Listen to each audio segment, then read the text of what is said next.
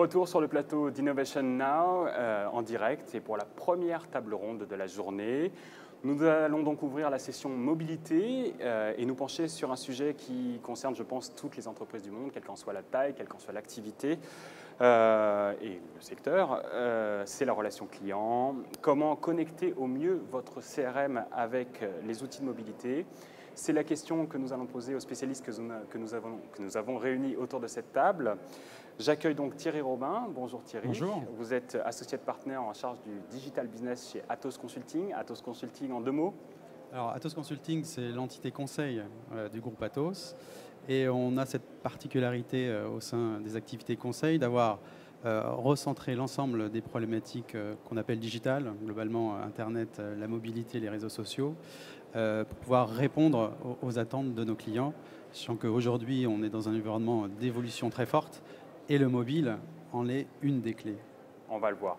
David Kera, vous êtes directeur général d'Intelligence France. Bonjour David. En quelques mots, Intelligence.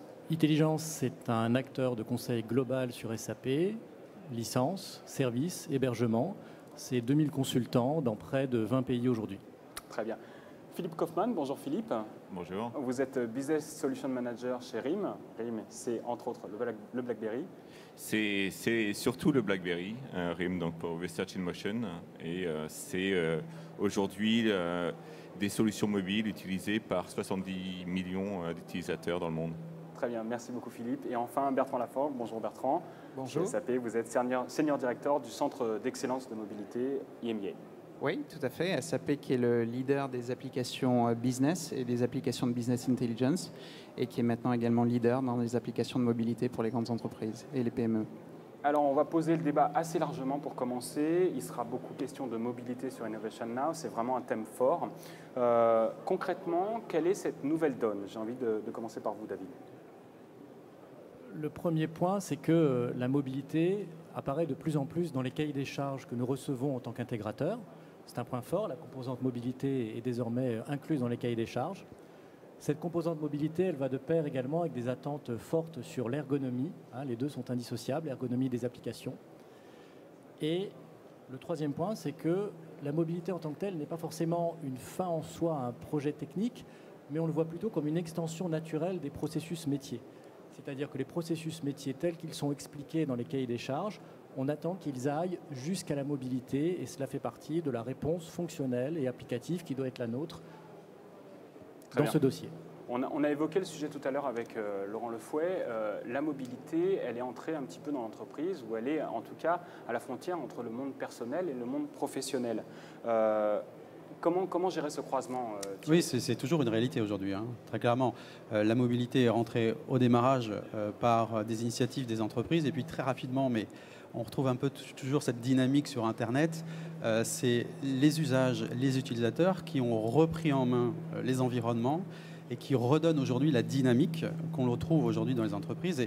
Et du coup, dans cette phase maintenant d'industrialisation de ce marché-là, il est important pour les entreprises de reprendre la main sur les environnements mobiles, notamment de leurs salariés, pour des raisons évidentes de sécurité, d'une part, d'économie, d'autre part, et puis d'ergonomie pour l'expérience utilisateur entre l'environnement de la mobilité et l'environnement du poste fixe. On comprend, c'est vraiment un domaine où en fait les utilisateurs ne sont pas en retard de phase. Non, ils sont bien souvent en avance. En avance de phase, et c'est aux entreprises de suivre un petit peu le pouls de ce qui se fait dans la vie personnelle. Philippe, quel est le rapport de force entre les appareils perso et les appareils pro ? Je dirais qu'aujourd'hui, tout le monde a un appareil perso et qu'on voit un véritable phénomène de consumérisation au sein de l'entreprise. Ce sont les employés qui amènent leur smartphone personnel dans l'entreprise. Et comme on le disait, l'entreprise a vraiment une opportunité d'en tirer parti au mieux, à condition de maîtriser un certain nombre de facteurs. On a parlé de la sécurité, mais il y a également des changements dans la culture, l'adaptation aux valeurs de l'entreprise, et puis bien sûr pouvoir gérer cette flotte de mobiles venus de l'extérieur au sein de l'entreprise. Quelques données un petit peu que vous nous avez fait parvenir en préparant cette émission. IDC prévoit que la livraison des appareils appartenant à une entreprise va croître de 16% au niveau mondial pour atteindre presque 45 millions d'unités en 2013.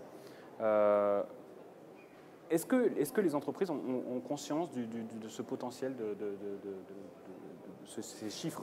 Je pense qu'elle commence. Ça a beaucoup commencé, notamment en Amérique du Nord, où la culture est telle que c'est moi qui apporte mon outil. On commence à le voir également en Europe. Elle commence à en prendre conscience et elle commence à chercher des solutions, des plateformes pour justement maîtriser cet apport personnel au sein de l'entreprise. C'est une véritable chance. Les utilisateurs sont demandeurs et je pense que ce n'est pas quelque chose qui arrive souvent pour les DSI. Thierry, une petite question surprise. Est-ce que, est-ce que les entreprises savent gérer cette intrusion un petit peu d'un outil qui vient de l'extérieur, qui vient du monde perso dans l'univers pro? Comment est-ce qu'elles l'appréhendent? Alors, elles ont besoin d'être guidées, très clairement. Hein. Elles ont besoin d'avoir des éclairages sur la façon dont elles peuvent positionner leurs valeurs vers le client, et l'appellation client là, va être très large, c'est-à-dire aussi bien les clients en interne dans l'entreprise, que sont les salariés, mais les clients finaux de l'entreprise. Et c'est important aujourd'hui de leur donner quelques clés qui leur permettent de bien comprendre la dynamique de ce marché et comment elles peuvent se positionner sur ce marché-là en termes d'accompagnement sur leurs services et leur cœur de métier.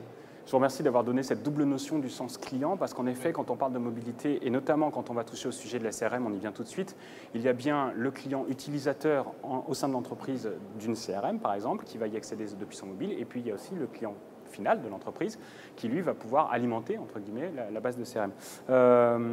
Prenons le commercial qui doit consulter, qui voudrait consulter sa CRM depuis ses outils mobiles. Il a la possibilité maintenant d'avoir une sorte d'accès universel partout, tout le temps, à la CRM. Quels sont les enjeux que cela soulève au sein de l'entreprise qui doit déployer cette possibilité? Alors, il y a des enjeux en termes d'organisation interne. Il faut pouvoir mettre en place des infrastructures, des outils, des solutions et également des process à l'intérieur de l'ensemble des directions qui peuvent être concernées par ces problématiques de mobilité. Très bien. Philippe, comment est-ce que RIM aborde ces nouveaux usages? Là, on est vraiment, on va transiter vers la CRM pure. Vous êtes entré dans les applications mobiles via l'email principalement. Comment regardez-vous la consultation de la CRM? Pour nous, c'est une véritable opportunité pour les entreprises. C'est une véritable opportunité pour le CRM. Pour les commerciaux tout d'abord, donc on a parlé d'accès aux données, c'est un accès en temps réel, là où ils se trouvent, au moment où ils en ont besoin, avec la possibilité de rentrer de l'information dans ce CRM, de rentrer dans l'information client et de consulter cette information existante dans les bases de données du CRM. Donc il y a vraiment une création de valeur, ils mettent plus d'informations, ils y ont accès de façon plus facile, et donc finalement, il y a possibilité d'avoir une adhésion beaucoup plus forte des commerciaux à l'outil CRM et du coup une plus grande valeur ajoutée pour l'entreprise. Et puis c'est également une opportunité au niveau du service client. On est en rapport constant avec son CRM, on peut servir ses clients plus rapidement, on peut signer ses contrats plus rapidement, avoir véritablement une plus grande efficacité commerciale. Bertrand, je me tourne vers vous. Comment est-ce que SAP appréhende cette nouvelle connexion entre CRM d'une part et les outils mobiles qui déferlent, il faut le dire, dans l'entreprise? Le premier point, c'est qu'effectivement, les analystes confirment cette prise de conscience en termes de besoins de mobilité. Ils confirment que les CIO prennent la mobilité comme une des 3 opportunités d'investissement dans les 12 prochains mois.